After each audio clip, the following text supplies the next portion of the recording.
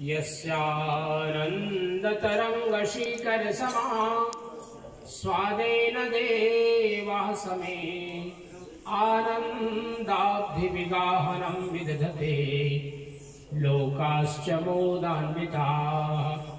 सत्ये सहसहि सद्गुरुर्विजयते कारुण्यलीलाधरो हंसानां निजलोकदः सुखकरो बोधेन्दुरत्नाकरः। हंसानां निजलोकदः सुखकरो बोधेन्दुरत्नाकरः।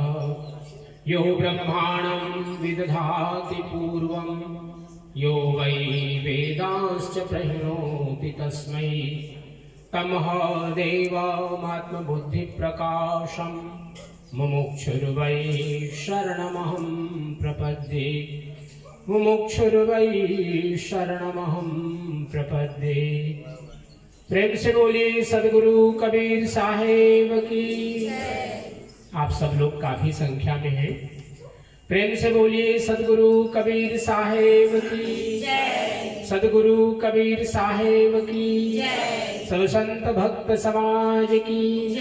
आज के आनंद की।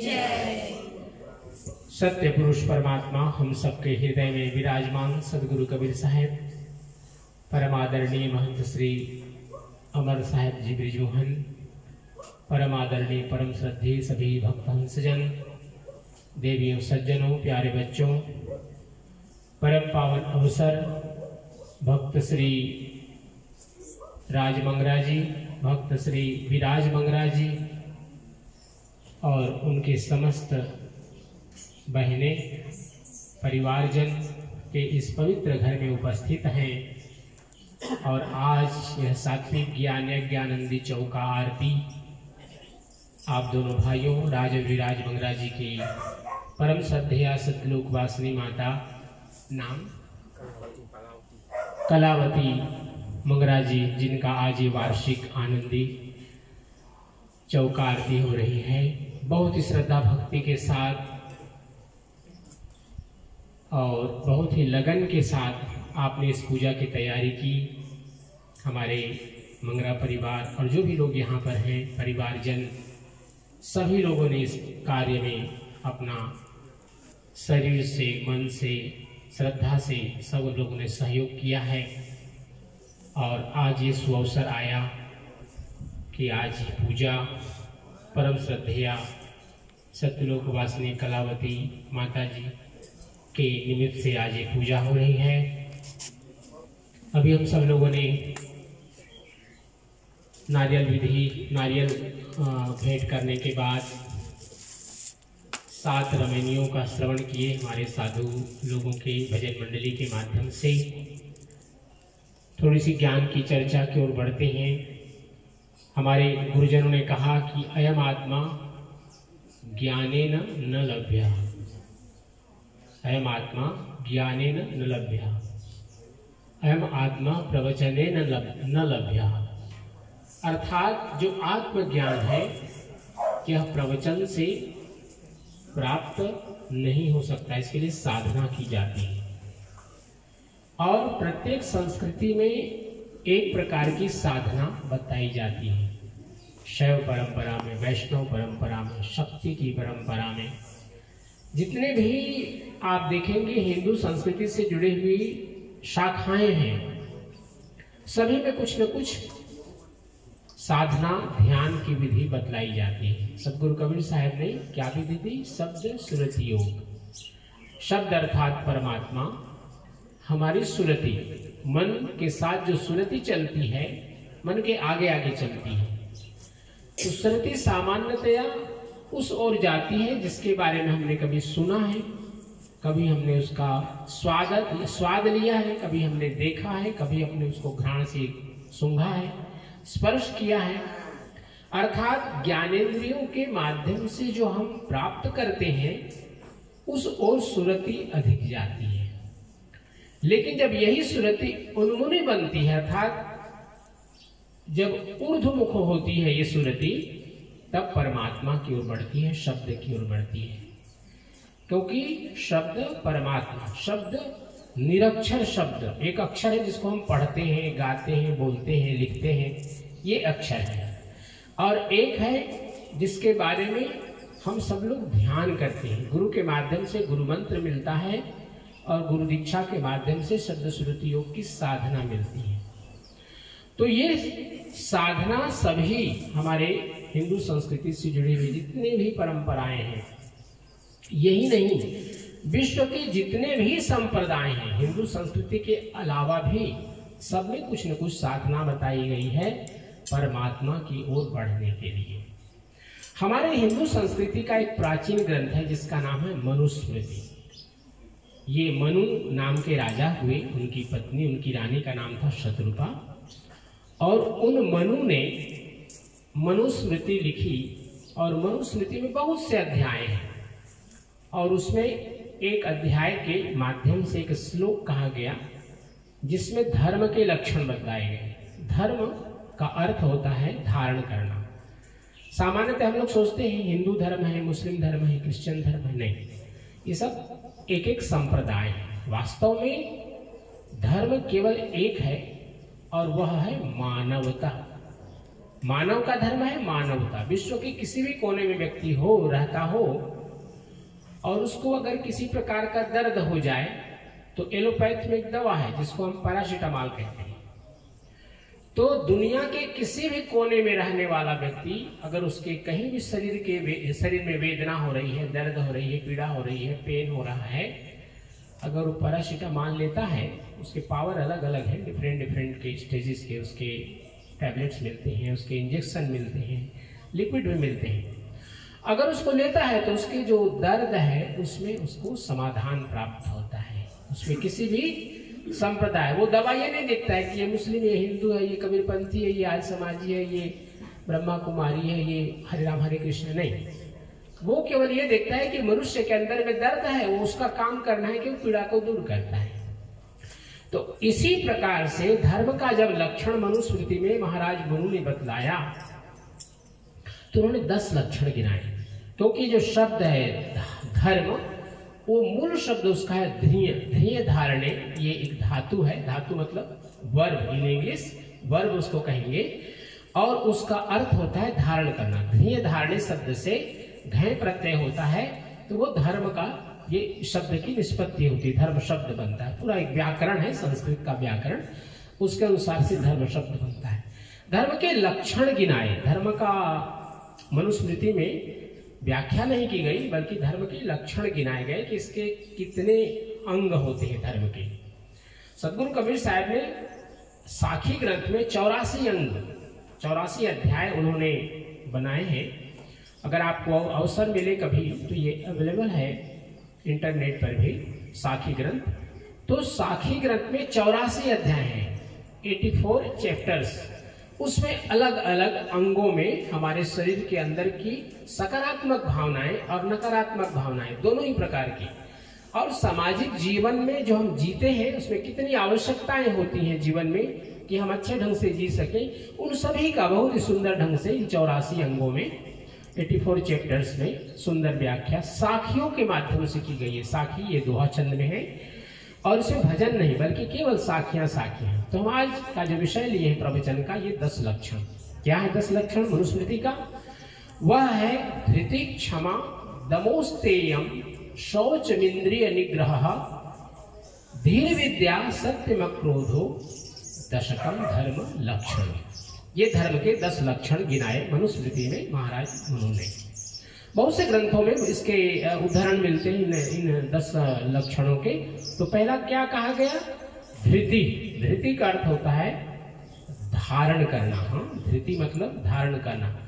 धृति क्षमा, क्षमा करना। किसी से कोई गलती हो गई, बच्चे से हो या बड़े से हो, उसको क्षमा कर देना, धृति क्षमा। धृति माने धैर्य भी, अर्थात पेशेंस होना चाहिए, क्षमा। इसी प्रकार से धृति, क्षमा, दम। दम का अर्थ होता है अपने अंदर में आत्म संयम करना, ये है दम। धृति, क्षमा, दमो, अस्तेय। अस्तेय का अर्थ है सामने आपके हजारों रुपए पड़े हों लेकिन उसके प्रति लोभ न आना, अर्थात चोरी न करना, ये है अस्तेय। स्तेय मतलब चोरी। अस्तेय मतलब न चोरी करना, चोरी नहीं करना। धृति, क्षमा, दमोस्तेयम, शौच, शौच का अर्थ होता है पवित्रता, जैसे हम लोग स्नान आदि करते हैं, अनेक प्रकार से वस्त्रों को हम लोग सफाई आदि करते हैं, कहीं से आते हैं तो पैर धोते हैं तब अंदर घर में प्रवेश करते हैं, मृत्यु में जाते हैं तो सब कपड़े धोते हैं, स्नान करते हैं तब घर में प्रवेश करते हैं। तो ये है शुचि, शौच। शौच इंद्रिय निग्रह। इंद्रिय निग्रह का अर्थ यह होता है कि हमारी जो 5 इंद्रियां हैं, ज्ञानेंद्रियां और पंच कर्मेंद्रियां, इनका निग्रह, निग्रह का अर्थ होता है संयम करना, अर्थात इनका सदुपयोग करना, दुरुपयोग न करना। अपने आंखों का, कान का, श्रवण का, घ्राण का, जिह्वा का, स्पर्श का, हाथ पैर, ये जितने भी हमारे कर्म और ज्ञान की इंद्रियां हैं उनका सही ढंग से निग्रह करना।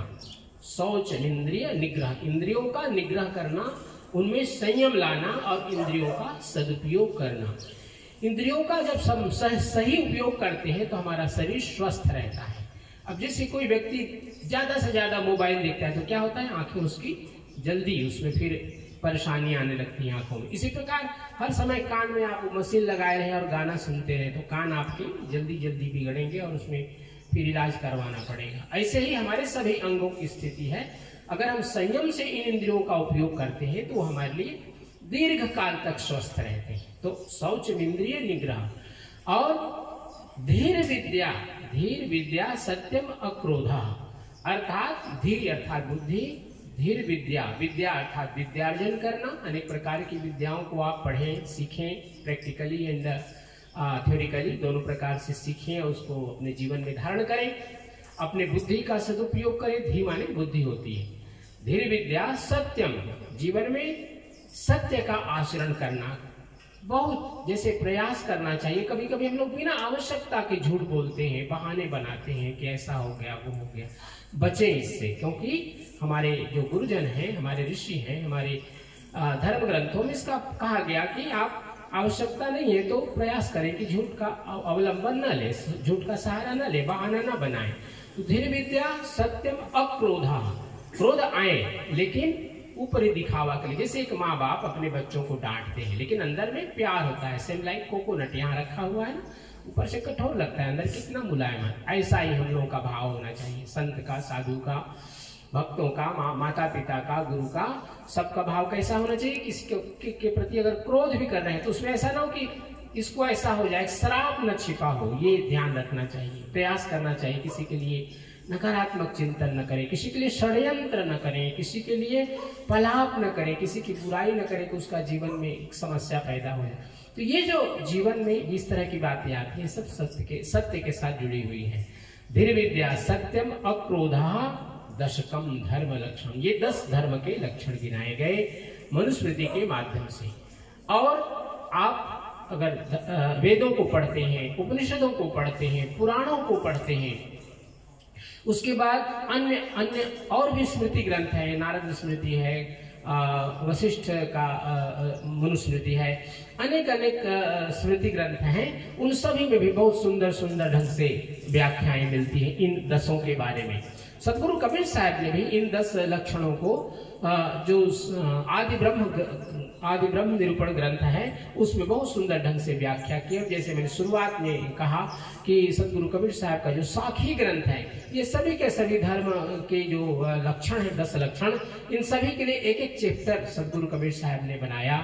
प्रत्येक चैप्टर में कहीं पर 25, कहीं पर 50, इस प्रकार क्रोध काम, काम काम, ये सकारात्मक था धर्म के बारे में, नकारात्मक काम, क्रोध, लोभ, मोह, मद, मत्सर, इन सभी का भी एक एक चैप्टर सदगुरु कबीर साहब ने बताया कि कैसे हम बच सकते हैं और इनके जीवन में आ जाने से, क्रोध के आ जाने से, काम के आ जाने से, लोभ के आ जाने से हमें जीवन में क्या क्या समस्याएं पैदा होती हैं, इनका भी सुंदर वर्णन सदगुरु कबीर साहब ने कहा। एक साखी ऐसी है, कामी क्रोधी लालची इनसे भक्ति न होय, भक्ति करे कोई सूरमा जाति वर्ण कुल खोए। प्रेम से बोली सदगुरु कबीर साहेब की। सदगुरु कबीर साहब ने कहा कि जो व्यक्ति कामी होगा, कामी करता है दिन रात, है ना, अभी एक पूरा नहीं हुआ, दूसरी कामना, तीसरी कामना, चौथी कामना, कभी उसकी पूर्ति ही नहीं होती है उसकी इच्छाओं की। तो कामी क्रोधी बराबर क्रोध में रहता है। मैं भी थोड़ा क्रोधी हूँ, सब लोग जानते हैं,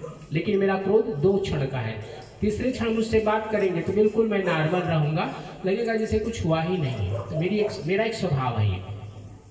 कामी क्रोधी लालची। लालची मतलब एक व्यक्ति ने कुछ दिया, अब उससे थोड़ा और लेते रहो लेते रहो लेते रहो लेते रहो, ये लालच है ना। कभी उसके मन में संतोष नहीं होता, ये लालच। कामी क्रोधी लालची, इनसे भक्ति न हो। अगर भक्ति करने वाला कोई भक्त है तो इन 3 चीजों को बहुत ही अपने से दूर करने की आवश्यकता है, तभी भक्ति सफल होगी।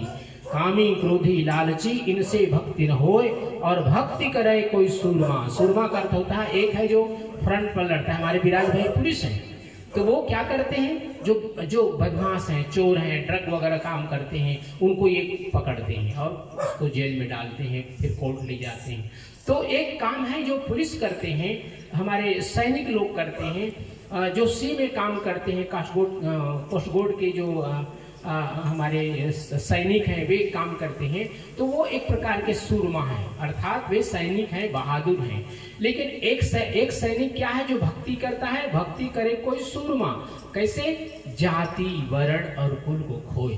अर्थात एक भक्त ये न देखे कि हमारा गुरु किस जात का है, हमारा भगवान किस जात में जन्म लिया। हाँ, आपको बड़ा आश्चर्य होगा, ये भगवान बहुत ही, मैं समझता हूँ, रेयर है कि किसी ब्राह्मण के घर में कभी पैदा हुआ। भगवान कृष्ण आए, किसके यहाँ है? ग्वाला। ग्वाला चतुर्थ वर्ण में आता है ना। इसी प्रकार से जितने भी हमारे अवतार हुए हैं, भगवान राम आए, क्षत्रिय के यहाँ आए, है ना। इसी प्रकार से और भी जितने भी हम देखते हैं महापुरुषों को, तो कोई जरूरी नहीं कि वे एक बड़ी जाति के यहाँ ही आए हों। तो ये मन में कभी नहीं आना चाहिए भक्ति करते समय कि हमारा दूसरा गुरु भाई छोटे जात का है, बड़े जात का है। ये सबको भाव को भुला करके अगर वो साधु है तो मतलब साधु एक समान है। जैसे विराज भाई, राज भाई एक साधु परिवार है, कितना शुद्ध पवित्र घर है इनका। इनकी श्रद्धेया माता जी अपने घर को मंदिर जैसे रखती थी, अर्थात कभी कोई चीज, गलत चीज को घर के अंदर प्रवेश नहीं करने दिया। तो ये जो साधु का घर होता है वो मंदिर होता है, और मंदिर में जो भक्ति करते हैं वो सबके लिए एक समान होते हैं, कोई इसमें भेदभाव नहीं होता, जाति वर्ण और कुल को खोए, ये भक्ति कर सकते हैं। इसी प्रकार से जितने भी हमने 10 लक्षण बतलाए, सभी के बारे में सतगुरु कबीर साहब ने एक अध्याय में इस तरह से व्याख्या की है।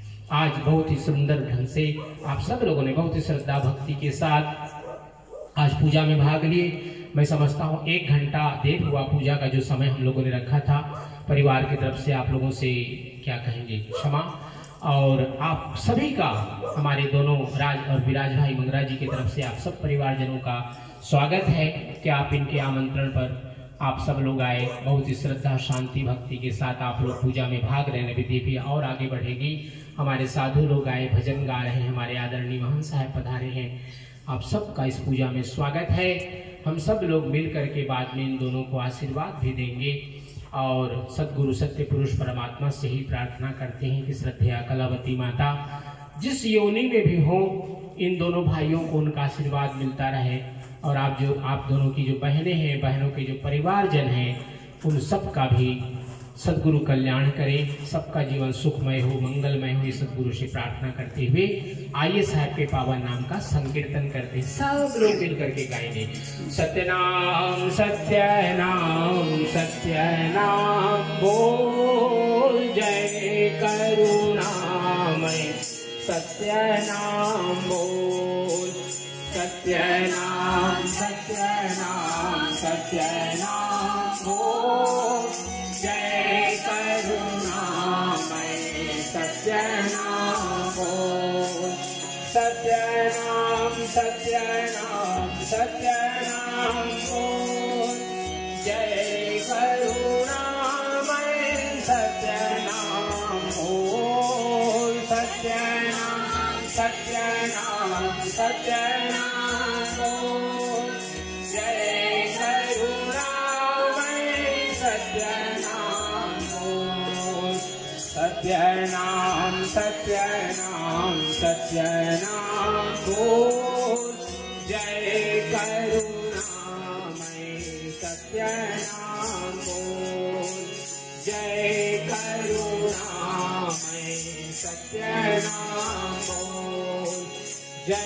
करुणा में सत्य नाम बोल।